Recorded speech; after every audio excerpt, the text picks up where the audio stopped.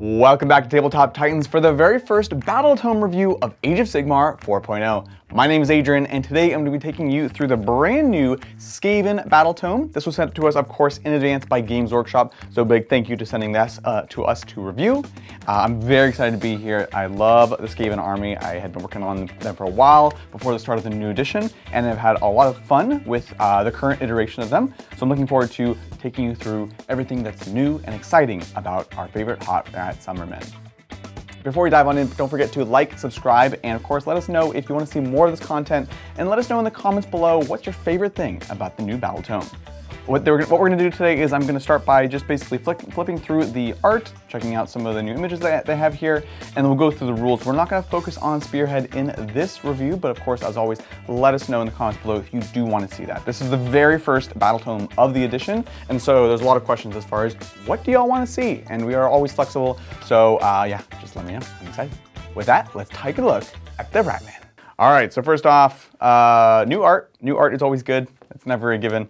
Let's take a look at the Skaven. And of course, this is the first book since the Great Horned Rat has become one of the now five Chaos Gods. And it's an exciting time. So what they do is they give you a bit of a history of the Skaven, the Ratmen. Really cool art around kind of like Vermintide and all that awesome stuff. I still want to do some terrain for this. Super, super sick Rat Ogre art. So as usual with these kinds of books, they give you a bit of history, and oh my gosh, is this coming apart? No, there it is. Okay, I got it folds out into this massive map, which is actually really cool, and it shows you different like Skaven civilizations and things like that, which is pretty sick. So yeah, a lot of the history of the Skaven. Again, let us know if you want to hear more about that. Always down to do more there. Children of the Rat God, art, cool inspiration. The clans, of course. And then here we see different types of weapons, including a new one, the Warpvolt Scourge, which is exciting. We'll talk about that. That is a weapon specialized at killing cavalry, which are quite excellent this edition.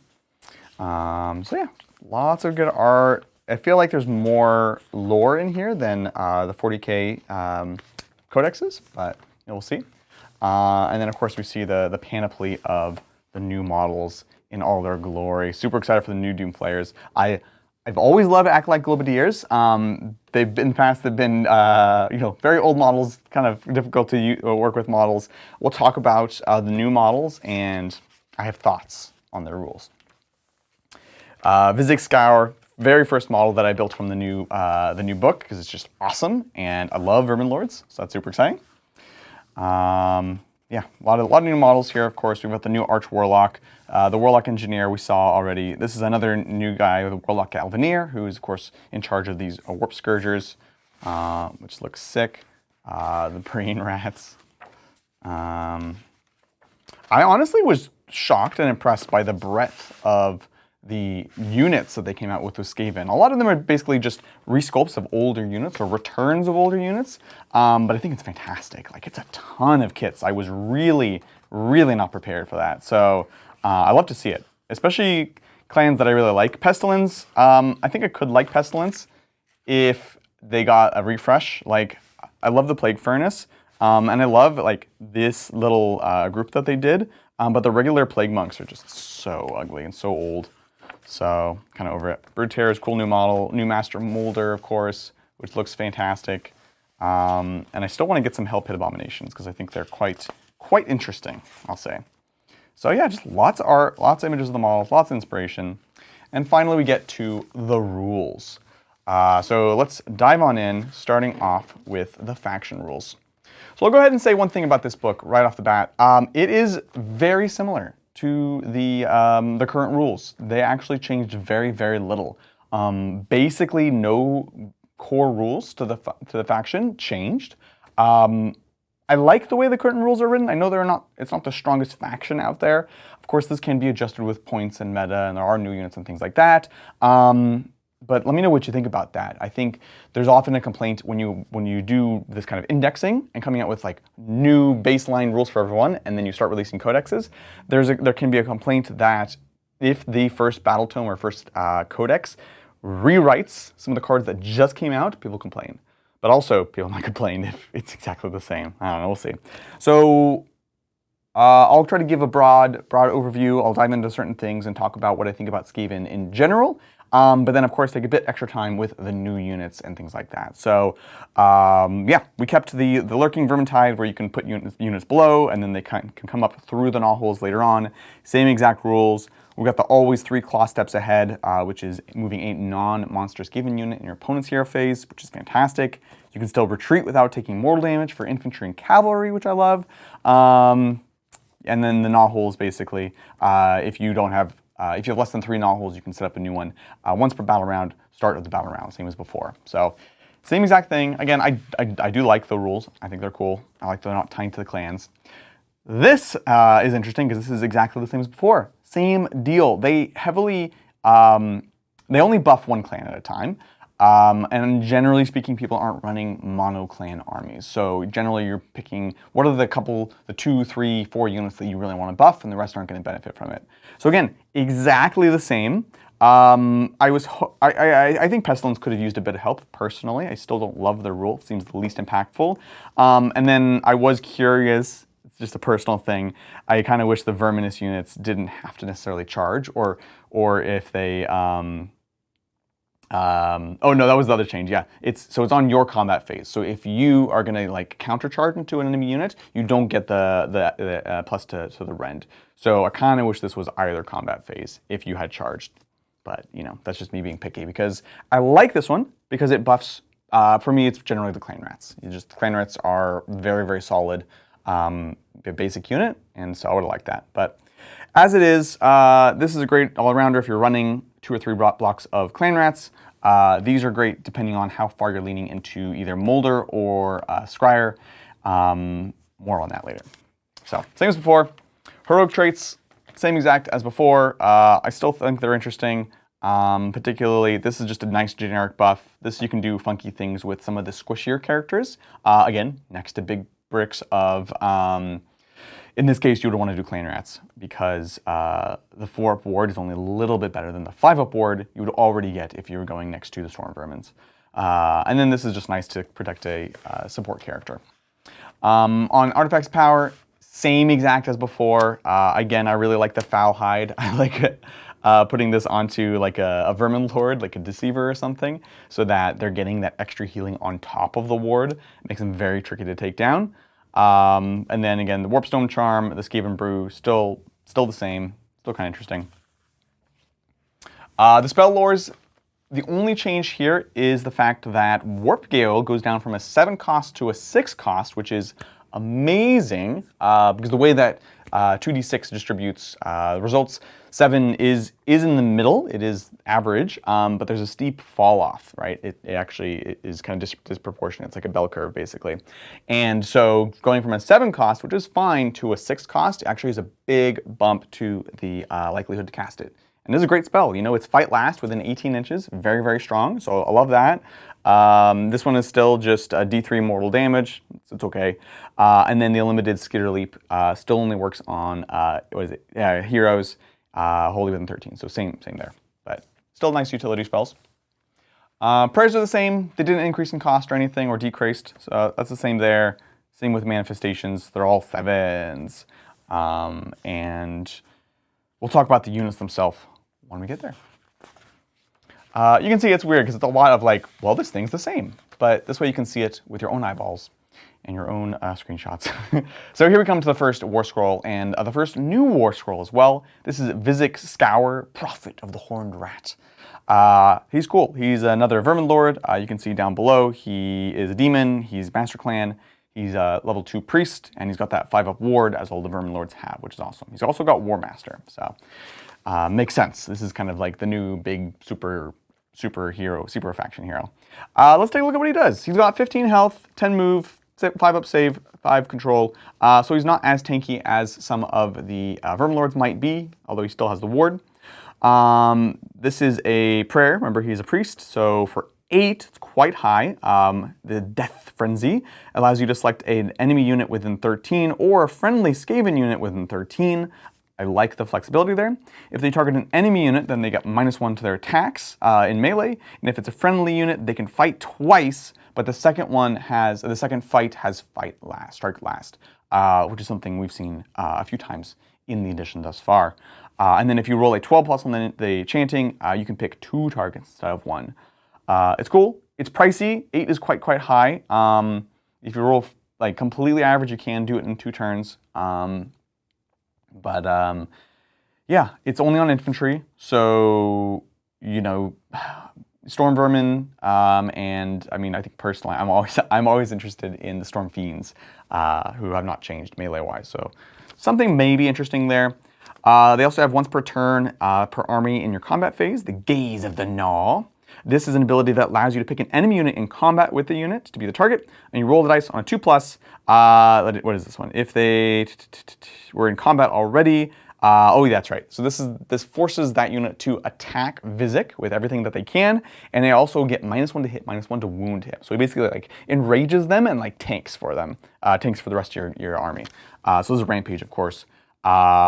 It's cute, it's interesting. Again, he is only a 5-up save, but if you get tricky with it, I think it could be interesting.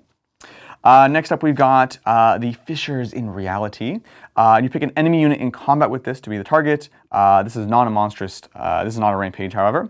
You roll a d3 for each target on 2+, they take that many mortal damage. So cool, bit of splash mortal damage in the start of the combat phase. And then we've got, once per battle in your hero phase, the Prophet of the Horned Rat. You can reroll chanting rolls for this unit until the start of your next turn. So we talked about this high chanting cost. You know, if you have a turn you really want to make sure this pops off, that's when you'll use it.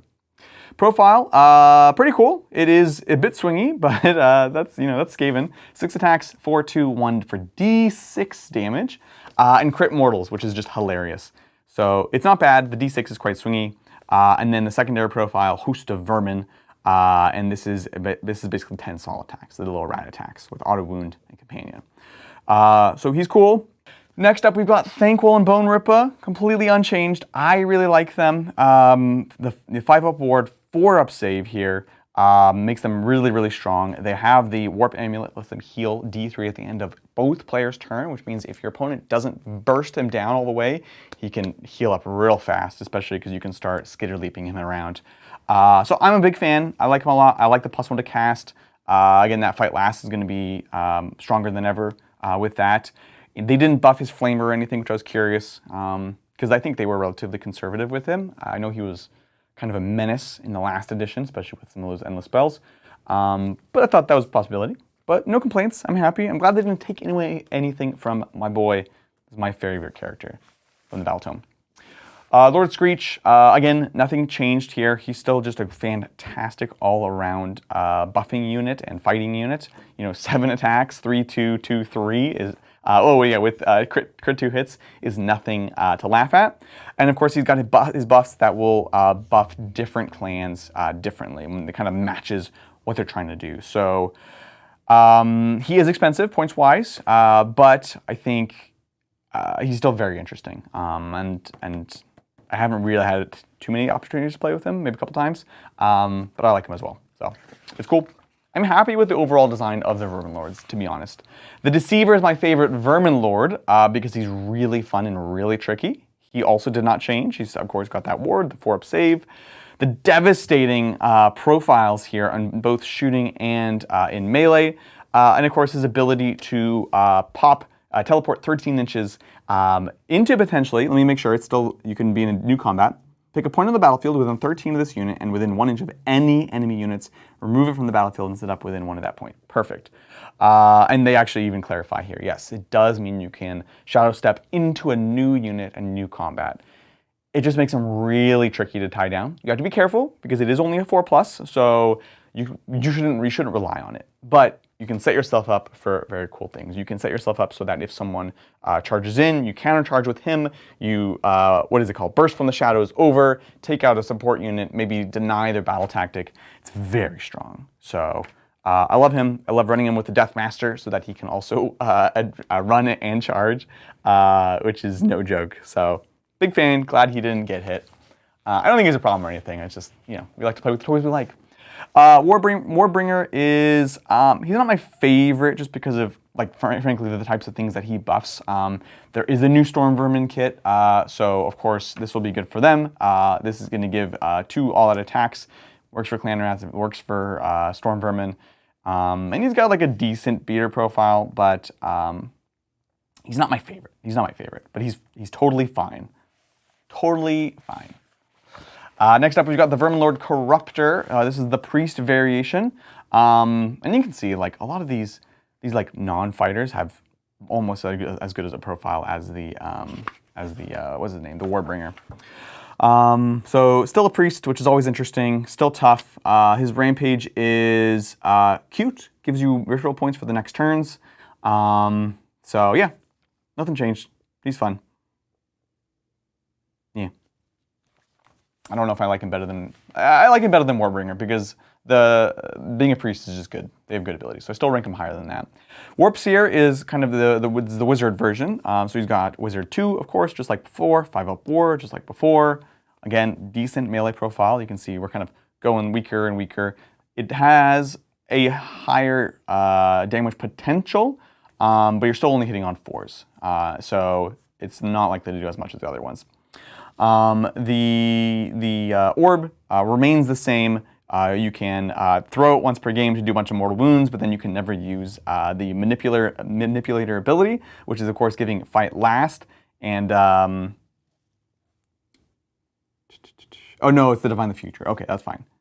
Fight last, fantastic. I love it. It's a 4+, so you have to be careful. But what you would lose is the +2 distance on friendly units when they use their 3 claw steps ahead. So that's pretty cool. That means you're moving an extra 2 inches whenever using the ability in your opponent's command phase. And then over here, this is going to slow a unit down. It is 18-inch range, which is good. If it was any shorter, the spell would be less reliable. You're basically introducing uncertainty in your opponent's army, but at 18, it's fine. So I'm perfectly fine with him. Gracier, the same. They have their little Warpstone Shard. He's just a level 1 wizard, can carry a little buff. So nothing to write home about. The Screaming Bell, again, remains the same. They are going to be tougher. He can start to fight a bit more. You're passing out a 6-up ward to your infantry nearby. Again, Clan Rats are fantastic. If you're interested in trying the new Storm Vermin kit, that could be fun. Yeah, basically the classic Cracks Call does a ton of damage to someone that doesn't not fly based off of their move. Yep, it's you roll the casting dice. If it exceeds their move characteristic, the difference between the casting roll and the move characteristic, they lose that many, or they take that much mortal damage. So it's cool. And then, of course, you have the Peel of Doom, which is going to be roll on a chart. On a 1, you take D3 mortal wounds. On a 2 through 4, it's going to subtract 1 for combat attacks by enemy units while they're within 13, not wholly within. And then, of course, on a 5, 6, you roll a D3 for each enemy unit within 13. On a 2+, they take an amount of mortal wounds equal to the results. Now, do take note, it is only a D3, so I don't know. It's a weird, this one's a weird chart. It's always been a weird chart in the sense that, like, I don't kind of just like this middle. Like, I don't want the 5 or a 6. So the tough thing here is charts like this can work if they're basically just better versions of each of themselves, or if they stack, essentially. So, like, if this was -1 to hit in a bubble, and this was -1 to hit and -1 to wound in a bubble, then it'd be good because you're just rolling higher. But because this one is a defensive and this is an offensive, you can't really plan for that, right? And they're both trying to do different things. So that remains one of the problems with this, at least the Peel of Doom ability. So next up, the Arch Warlock, which got this beautiful new model, very Mechanicus. It's cute. The only change here is kind of a weird one. The Warpfire Gauntlet went from 6 attacks down to 3 attacks. Let me know in the comments below, was this making waves? Was this causing problems for people? I double-checked in the app. It is 6 attacks currently before the release of this book, so not sure what that means. Yeah, I still like his ability. I think if you're going to go heavier on Scryer, which there's a lot of new stuff for, I think it's worth considering. The only problem is the same problem that a lot of these support characters run into is it's expensive. It costs regiment slots. Are you going to take this over Thanquol or another Verminlord, or even just having less drops in your army? You gotta pick. But in a Scryer heavy list with like big bricks of Storm Fiends, Storm Fiends, could be interesting. Next up, we've got the Warlock Galvan, the anti-pony rat. I love the concept of this gun. I think it looks really cool, and I think anti-cavalry, like, it's generalizable enough, and cavalry is quite strong in this edition, so I think it's cool. What does he do? Well, he's got a classic Skaven infantry hero profile. The weapon is 2 shots, 18 inches with hits on 3, wounds on 3, rend 2, damage D3. He gets +1 rend against cavalry and has crit 2 hits all the time. It's okay. Again, the points will determine a lot, and let's talk about the buffs, because that's really what these units are usually about, right? So once per battle in the shooting phase, you can select a unit of Warpvolt Scourgers within this unit's combat range. So this is the character version. There's a unit version that is like the same weapon, right? What you do is you roll a dice on a 2+, you set the attack characteristic of their Warpvolt Scourgers to 10 for the rest of the turn. So once per game, big buff. We're going to look at that unit in just a second. And then we have any shooting phase, even your opponents, more and more Warpvolt power, more and more Warpvolt Doom. Yeah. You declare, pick an enemy unit that had any damage points allocated this turn by attacks made with this unit's Warpvolt Obliterator to be the target. And you roll a d3 for each other unit within the combat range. On a 2+, they take that many mortal damage. So it basically, like, it scourges out. You like hit someone, they have to be wounded. They have to take damage, and then it goes and kind of shoots mortal wounds out. That's cool. I like it. That starts to give value to this this gun that isn't wildly powerful by itself. So hit something, splash damage out, and you can kind of see how that's better on certain types of targets than others. Now I'm going to jump ahead to the actual unit so we can kind of talk about it in tandem, because I think that's the way we should be looking at these types of squads. All right, so let's take a look. This is the Warpvolt Scourgers, which is one of the new weapon teams. So it's got this nice little cavalry kind of base. And we're looking at this again in the context of being supported by the character or not. So you can see here, 2d6 attacks, hits on 2s, wounds on 4s, rend 1, damage 1, +1 rend against cavalry, and crit 2 hits. And then, of course, they have the hidden weapon team ability. 15 inches is a little bit close range, but it's definitely playable, especially with the hidden weapon team ability.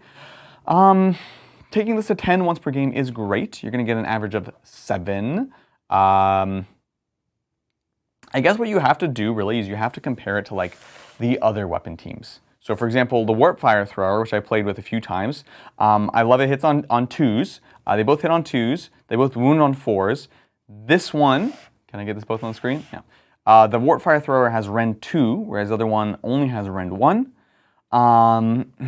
So the main difference here we're looking at is you're getting 5 more inches on the Warpvolt Scourger, which is not insignificant, honestly, especially because you're trying to like keep these units hidden. So you need to get close. The Warpfire by default has the +1 rend, whereas the Scourgers only get it against cavalry. But they also get crit 2 hits. So, pros and cons. I'll probably play around with it. I've honestly had trouble with the Warpfire Throwers in the past because of the range. I found them to be very difficult to position. But they also have shoot and combat, which is the other difference. And that counts for a lot if you get tagged up. On the other hand, these weapon teams, if someone wants to kill them, if they touch them, they just kill them. So, yeah, I'll test it a little bit, mostly because of the range. And then the character ability is kind of fun. So again, in a Scryer heavy list, I think it becomes worth it to start taking more of these units and really kind of benefit from the formation there. So, interesting. Most interesting, though, I think, say, if you're doing a lot of Scryer.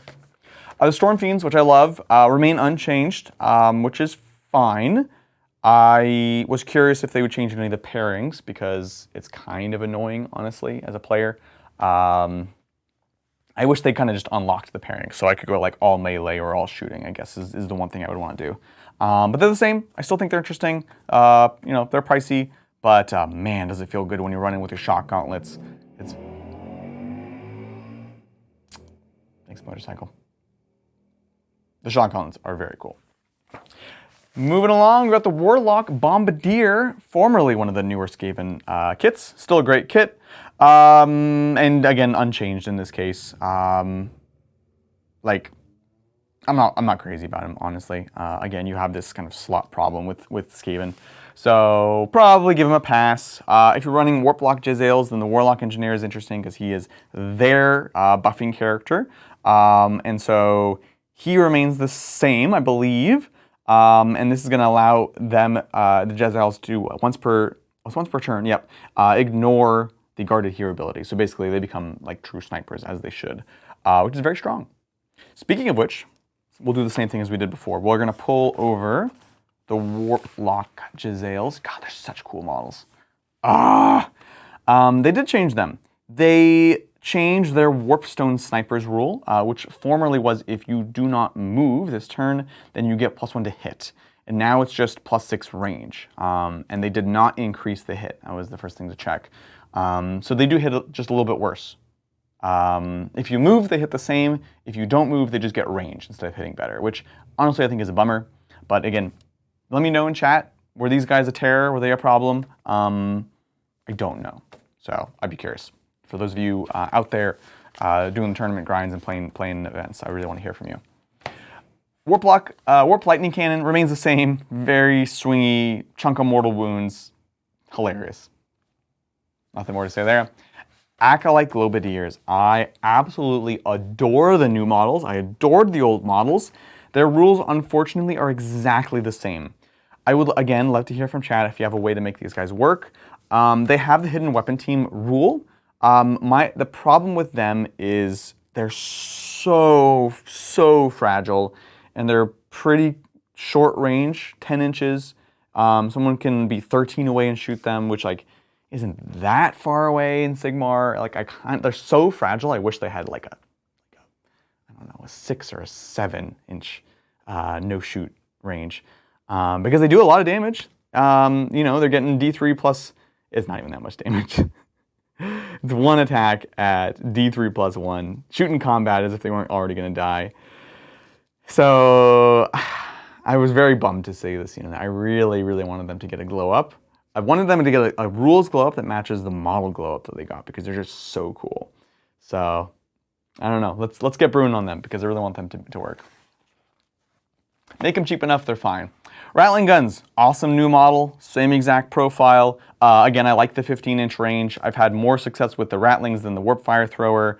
The Warpfire hits harder, obviously, and it works well if you really want to do the covering fire, because you're starting hitting on 2s.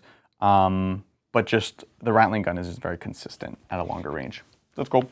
Doomiel, unchanged, still very fun, still very swingy, still very Skaven. What can I say? Warplock Jezzails we talked about. The Ratling War Blaster is the same. Again, a giant, big old slot machine. I confess I haven't played with this unit. I think it's really cool, but there's just been so many new models to get up and build and paint. So I want to try it. I'd mess around with it in a Scryer heavy list. What I like about this is it's a bit more honest than the Warp Lightning Cannon, which is just a bunch of mortal wounds. It feels bad for your opponent. It kind of feels bad for you as well, because unless you take 2 or 3 of them, you're not necessarily chucking out enough mortal wounds to really reliably kill something significant. So it can be kind of a feels bad for both players, to be honest. Whereas this is just hilarious and fun. Doomflayer's brand new plastic kit, which is looking pretty stylish. This is another unit I want to test and try around with. I did not buy the old resin kits, so I haven't played with them, which is probably the case for a lot of people. You look at them and they just are nuts. They put out a ton of damage, 2d6 attacks, 3/3. It's only 1/1, but it's anti-infantry +1 rend, so we put them into infantry, and they get +1 damage on the charge. Pretty sweet. And they do mortal wounds on the charge. So they are hilarious. The only problem is they are paper thin, 4 health, 4 up save. I kind of wish they had the weapons team rule. Like, then you could stage and you're kind of like right behind your big brick of clan rats, and then you zoom them out. They don't have that, which bums me out. But I still want to try them because they seem really fun to play. Next up, the Warp Grinder makes its return to the game. Classic, just model unit design. And of course, this is a thing that tunnels under the ground and then pops up later on, and people can appear, in this case, into combat, which is a ton of fun. So let's talk about the damage profile first. D3 attacks, hits on 4s, wounds on 2s, rend 3, damage 5. It's absolutely hilarious and hits like a truck. D3 is very swingy, obviously, and hits on 4s can be very swingy, but it's really fun. But probably the main reason you're taking it is for these abilities here. So what happens is, in the deployment phase, you can pick a friendly non-monster Skaven unit that has not been deployed. You put them in the tunnel, and then what happens then is if you put this guy in the tunnel as well, when you want to set them up, let's see, pick an enemy unit more than 6 inches from all other enemy units to be the target, so they have to be kind of on their own, and then you roll a dice. This is the Skaven part. On a 4+, you set up this unit within 3 inches of the target, so in combat, and more than 6 from all other enemy units. So you can't like tag multiple enemies. And then you set up the target unit, the guys that you brought in the deployment phase, and you drop them in within 3 of the target and more than 6 from all enemy units. It's very cool, very fun. It is on a 4+. So if you fail the 4+, the other unit's going to have to come in normally via the tunnels below rule, which not the end of the world, honestly. So I'm very keen to play with this unit. It's gonna be fun. I need to get more weapons teams. It's cool. All right, moving along, we come to Pestilence, my least favorite. Largely unchanged. I think actually wholly unchanged here, unless I'm missing something. So this is the Plague Priest on Plague Furnace. Does not get a full spread. Kind of like the Gracier. It's just like a solid chassis, right? You're tough, you got a 4-up save, 15 health, 5-up ward. You're subtracting 1 from ward rolls for units nearby, which is very cool. Very interesting into some of the scary lists out there, such as like Git's, Chug-off spam. And then you're giving your Pestilence units a 6-up ward while they're wholly within 6, so you gotta be careful. So I think it's cool. Again, I like that it's a priest, I like that it's tough. I almost like this one better than the wizard one, to be honest, even though I don't love Pestilence. Plague Pack, love this model. It's kind of one of those random, strange Warcry units. -1 to be shot at, and then of course you get the Plague Rat, which works like most tokens this edition. You have an ability that you can use, and when it gets used, then then the rat goes away. So in this case, it's if you roll a 1 on a chanting roll, re-roll it, kill the rat token. It's a level 1 priest. If the unit is cheap enough, I think it's totally fine. Totally fine. Plague Claws, in my opinion, remain amazing because they, like many catapults, put out a ton of damage at a good rend. They hit and wound reliably. They have great range, and almost most importantly, they can cause strike last. Very, very powerful in any Warhammer game. And I unfortunately have this. I had this kit built as the Warp Lightning Cannons, and I have regrets. I was just trying to be a Scryer boy, but if I could do it all over again, probably do a Plague Claw. Plague Monks, they're the same as before. They're exactly the same. Single wound, 2 attacks. They don't do the mortal wounds they used to do anymore. It's just if they die on a 6+, they do a mortal wound back. So pretty underwhelming in my opinion. So that's Pestilence. We get into another new unit here, Kitto Foulblade, which is a sick sculpt. I will note, people have talked about this like seemingly seam line right here. It's not actually a seam line. I do think it's a poor choice, but it's basically the new Skaven characters have these like patchwork cloaks where they're kind of segmented out. But the weird thing is they didn't add the like stitching to show that these are different segments that are stitched. Instead, they're just segmented. So it looks like there's gaps in the model, and it looks like there's one right on the front, and the GW didn't even fix it. So it's not a mistake, but I do think it is a miss. So I'll say that. Anyways, let's talk about Kitto Foulblade, who you can imagine is one of the main characters in the upcoming storyline. So 6 health, 6 move, 2 control, 4-up save. He's a Skaven infantry with a little bit more of a defensive profile. That's cool. In range, he's got his Warlock pistol. Range 10, 2 attacks, 3/3, 2 for D3 with crit auto wound. Look respectable for what I assume is going to be a buffing character here. Doomfang is his sword, which looks super sick. Looks like a WoW weapon. He's got 5 attacks, 3/3, 2/2 with crit mortals. Again, that is not. That's good. I'm into it actually. That's a profile that's like better than the Deathmaster. Puts him to shame. And then in the combat phase, here's the good stuff. He has Doomfang, of course. This unit has Strike First for the rest of the turn, but it cannot use commands this phase. So Strike First, very strong. He does hit quite well for a little guy, which is awesome. And then he's got one of the rare extra command abilities, things to spend your CP on, a Reputation for Cunning. And what this is in the enemy hero phase, you can pick 2 eligible units to use the always 3 claw steps ahead instead of 1. One has to be Verminous. And I believe this is going to be in addition to... No, sorry, that doesn't cost anything. It's just a battle trait ability. So it's cool. I like it. It's meant for, obviously, Storm Vermin and Clan Rats. Very tactical and sneaky-like, which is very, very Kitto Foulblade. If it is so. And then, of course, he's got a passive ability, which is his Foster Competition. I thought it said Foster Companion, which is not really what's going on here. He's creating competition and making people, pitting them against each other. So, you know, not very nice. The effect is you add 1 to wound rolls for friendly Storm Vermin units while they're wholly within 13 of this unit. Plus 1 to wound, amazing ability. And it helps what is, in my opinion, kind of a lackluster elite infantry profile, which we'll talk about. Maybe right now?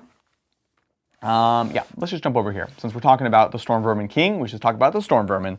Love the new kit. I really didn't like the last one. I remember there was the old metal kit. We went to the current kit, and I wasn't a fan. I actually used most of the bodies to kit bash like Scryer characters. And then I've got this new one, which I like a lot better. So it works out. Just skip that version. So the Storm Vermin, they are, yeah, still heavy armor, 1 health, 3 attacks, 3, 4, 1, 1 with +1 rend, anti-charge. So they have to get attacked first, basically. Well, if there's multiple combats, then it's fine. It's tough to set up. And then, of course, they give your Skaven infantry heroes ward 5 while they're within this unit's combat range, and that's probably one of the most compelling things that they have. So I'm not the biggest fan, but obviously Kitto does buff them a lot. Takes them to 3/3. Ran 2, damage 1, but again, you got to get charged for that to happen. So I don't know. Prove me wrong. Characters again unchanged. The Clawlord, you can see the profile here, but same exact layout. You know, he's got his gets stronger when he gets damaged, and then has the ability to, you know, pair fighting with a Verminous unit, I believe. Yeah, so ideally against Storm Vermin. So if you're running Storm Vermin, you're running a Clawlord, you're probably running Kitto. And then maybe you're cooking. But I think this is one of those clans you might have to tech into a little bit more to really get the value out of. Another Verminous character, this is of course the Clawlord on Knobbeast.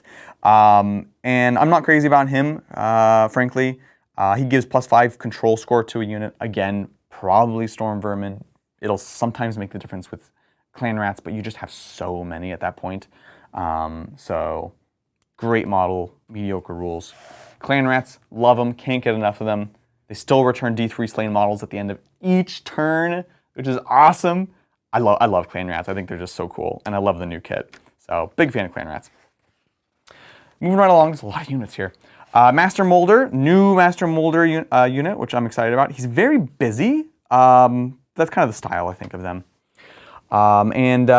This is, I believe, the same. I'm realizing I didn't check the pistols, so someone can maybe let me know if I'm wrong there.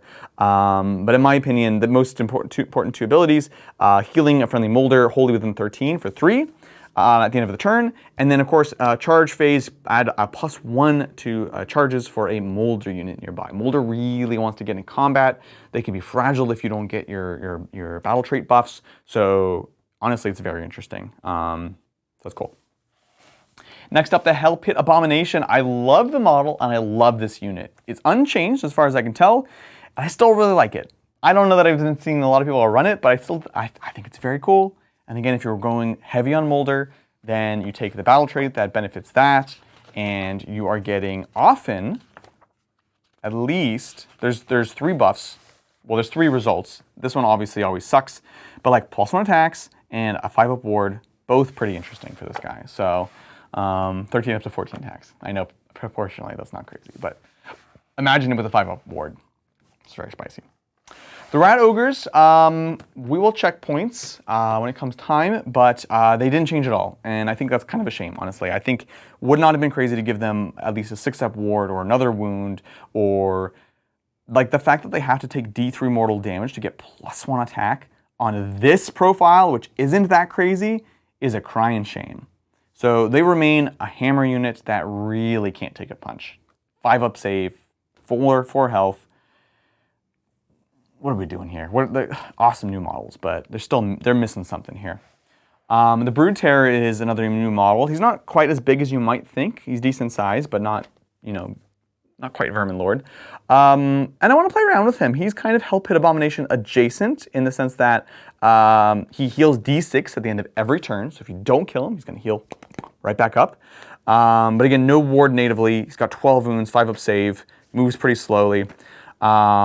He's got this Warp Flame Scourger, which is pretty spicy actually. It's a bunch of attacks paired with D3 damage. So he actually hits quite hard. He's basically like a big giant like Warp Flame gasoline tank with arms, and his profile is okay. It's a bit better than, no, it's significantly better than a Rat Ogre. It's not quite 3 Rat Ogres worth, but honestly, you get this, which is awesome. You get more wounds. The healing D6 is nice. And then, of course, what is this one? Oh, yeah, when he gets into combat, you start like emitting these fumes on a 2+, gives -1 to hit in combat for enemy units. So pretty interesting package overall, and I'm really excited to try them out. Brood Terror. Model's also disgusting. Deathmaster, I love Clan Eshin. I think Scry's my favorite, followed by Eshin. Oh, maybe Molder. It's those 3. I'm not crazy about Verminous, and I'm definitely not crazy about Pestilence. Anyways, Deathmaster remains the same. I think you can do fun, techie stuff with him. Again, you can give him the artifacts so that he has a 4-up ward and pass off wounds to like clan rats nearby, which is really fun to do. And then what I really like him for is the buff, of course, which allows your Eshin units to run and charge even if they used a run.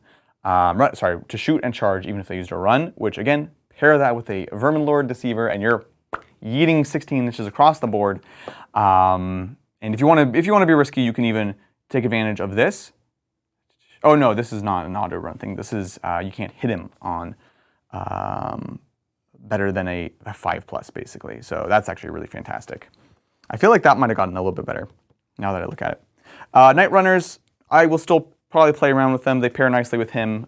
They have kind of a weapons team rule. If you're within an inch of a terrain feature, can't be shot unless you're within 9. And they have a pre-game normal move, which lets you set up for some battle tactics, lets you screen for some of these scary, aggressive armies. So I like them. Vermintide, same exact. It's a bunch of rats. So, yep. Lightning Vortex is the same, does mortal wounds, slows people down. Still very interesting. Bell of Doom, still probably my favorite. -1 to wound for Skaven infantry, wholly within 13. And yes, Storm Fiends are still infantry. I love to see that. So I usually summon them in this order. Is Bell. Actually, if I'm really trying to slow them down, I'll go here. But it's generally these 2 and then Vermintide if I have an extra cast later on. And then the Knothole remains the same. They're still great. 6 health, 4-up save. Bring a unit back. End of your turn for a CP. So I still like it. We have Spearhead here. Again, we're not really going to go into detail on it. I don't imagine it changed very much, but here's the rules for those who are curious. I want to at least give you that option so you can peruse at your leisure. Beautiful. Here's the others. And of course, don't forget, we do have... is this the second one? Warlock Engineer, Clan Rats, Rat Ogres. Did they get rid of the other one? What? Looks like they might have gotten rid of the other Spearhead. That's dumb. That's dumb, GW. Path to Glory. Again, we haven't played any Path to Glory ever, so I'm not super familiar with the system. But here are other rules. Unholy ministrations. Incessant tinker. That's me in real life. Origins and flaws. Here's your contraptions or molder beasts, which is so sick. Oh man, it's making me want to do some Path to Glory. Upgrades. It's so cool. Mutations, other upgrades. Alpha Claw, Doom Rocket, Experimental Warpvolt Incinerator, Frenetic Assault. Here are your Skaven chart, or sorry, your hero charts. Your different paths. And then lastly, there actually are some interesting armies of renown here. And I'm pretty shocked at the radical nature of these. Like, GW really, they did not hold back here. I think they're probably intentionally designed to not be the strongest. They're trying to be conservative there, but it's still pretty bold design. So this first one is the Great Grand Gnawhorde. And this is Vizic's special army, of course. This is the new Vermin Lord. So roster options, you can take Vizic, you can take non-unique Master Clan, Verminus, Scryer, or Molder units, and you can't include regiments of renown or faction terrain. So no Gnawholes, which is probably it's one of the biggest downsides, just generally speaking, before we even get into those big rules. That sucks. No named characters, which makes sense. So battle traits, you get the Disciples of Vizic, while a friendly Vizic Scour is within the combat range of another friendly Gnawhorde unit, so within 3 of them. He gets a 4-up ward, and basically whenever he passes a ward, he passes them off to the units nearby. I don't love this already because he has a 5-up ward. You're giving him +1 ward, but it's at the cost of like other models. So the trade-off doesn't feel proportional. I don't know. I almost want to just take the 5-up. But he is important to the army. Next up, you've got a once per turn per army in any shooting phase ability. You can only use this if you have not used any Warp Shatter throws. So this introduces this concept, which you can see here, here, and here. These are this is kind of the standout thing you can do. And this is going to be once per turn. Yeah, once per turn. So this one, the Unstoppable Warp Volley, allows you to add 3 to the range characteristic of the target's ranged weapons, but they don't get commands. Okay, weird, doesn't seem worth it. The Frenzied Momentum, same thing. So this is, pick up to 3, +3 range, pick up to 3, +2 to run and charge, -1 from their control. Could be interesting. Early movement, get them into combat, worry about things later on. I have a question. Yeah, rest of the turn. Okay, so you got to be careful with your scoring at the end of the turn, but it'll reset for your opponent's turn. And then the last one, Reckless Abandon, once per turn in any combat phase. Again, this is 3 Gnawhorde units, and then they get +1 attack and +1 to be hit against, which is pretty hilarious. This kind of feels like the best one. Like, the downside is the smallest, especially because if you hit hard enough, your opponent's not necessarily going to hit you back so well. So that one's pretty interesting. This one seems terrible. This one seems situational. This one seems great, but also very dangerous. Like, you're giving your opponent +1 to hit against the whole army. None of them are without risk, and that's definitely by design. So here we've got the heroic traits, the spell lords, all that stuff. So the trait, there's just one. This is, again, the big downside to Armies of Renown is you have way less options. So once per battle at the start of any turn, Harbinger of the Great Ascendancy. Yeah.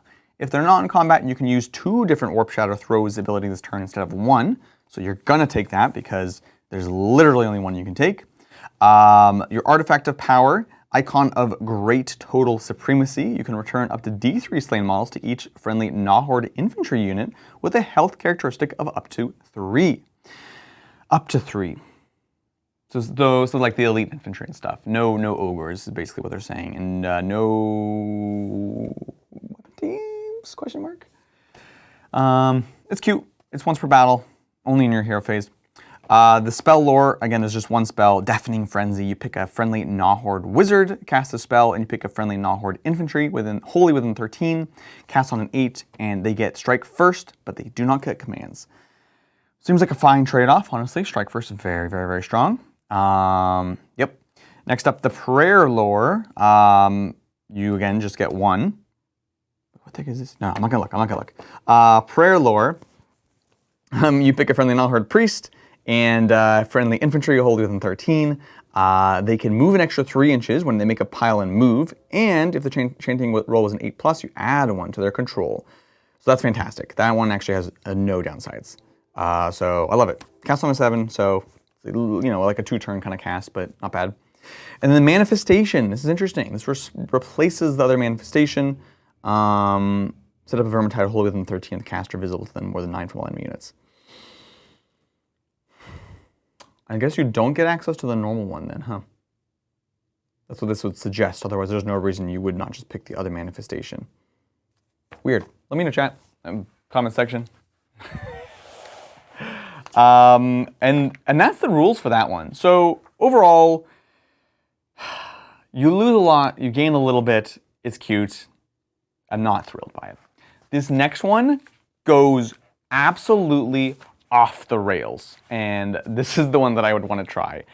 I don't know that it's good. I'd say it's probably not good, but it is wild. So this is Thanquol's Mutated Menagerie. As I mentioned, Thanquol is my favorite named character in Skaven, and this is what you can take. You can take Thanquol and Bone Ripper, Master Molder, Rat Ogres, Hell Pit Abomination, Brood Terror, Storm Fiends, and no regiments of renown or faction terrain. It's awesome.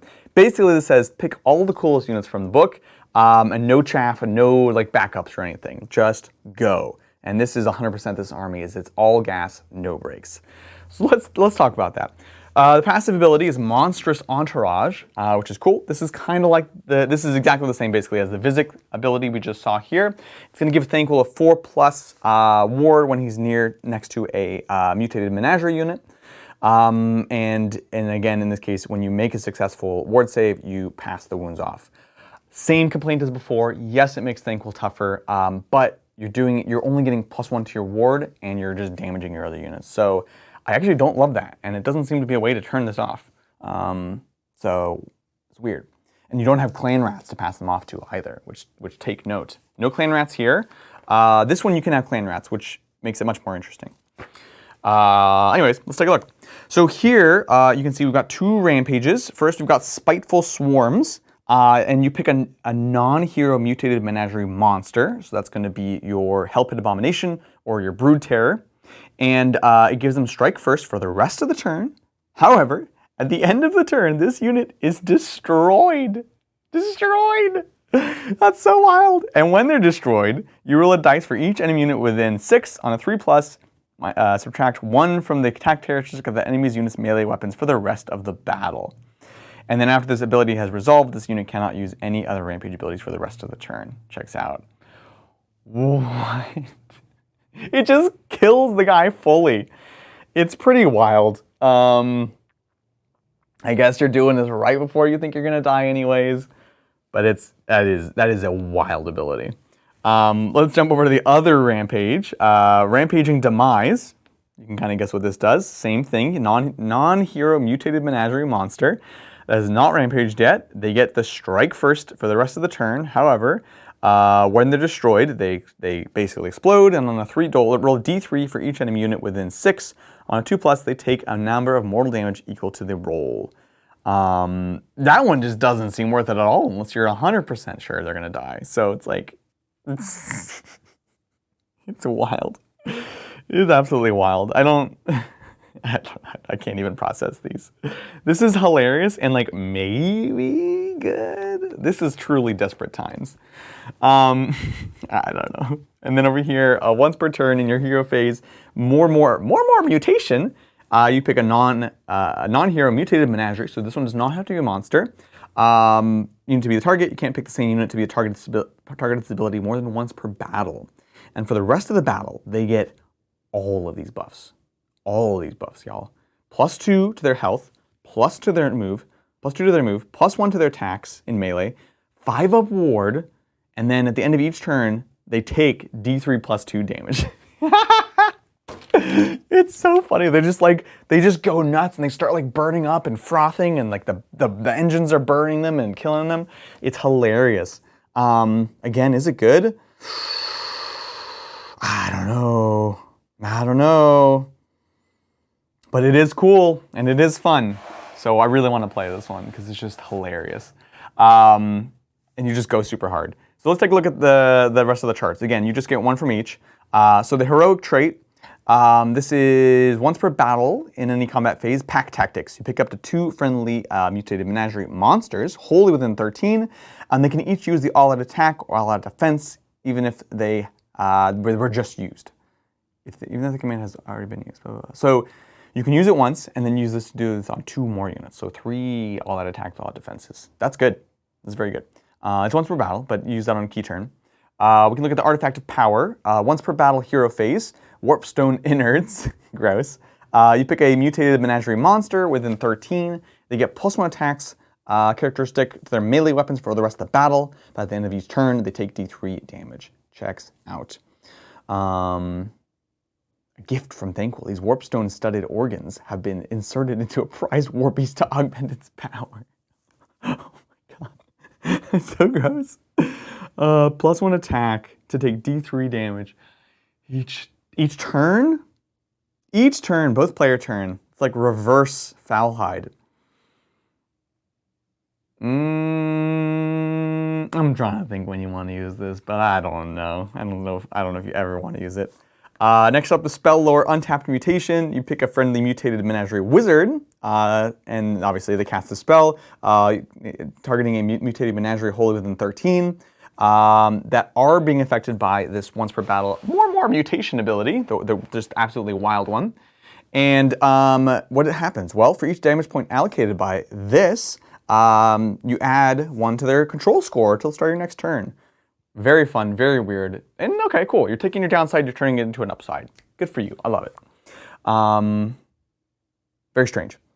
Next up, we've got Manifestation Lore. In this case, you can take the Warp Lightning Vortex. So that's that. Yeah.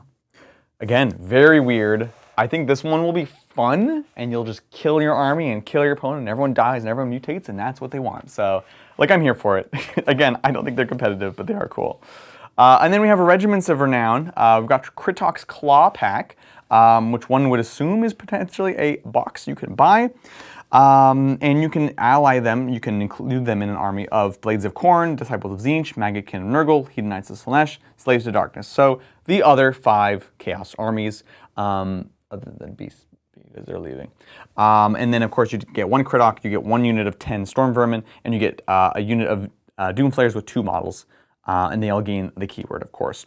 The passive is Fickle Motives. You get +1 attack characteristic of melee weapons used by friendly Krittok's Claw Pack units while you have more victory points than your opponent. Funny. And then you subtract 3 from the control score of them while you have fewer. So again, upside, downside. They're loving doing this here.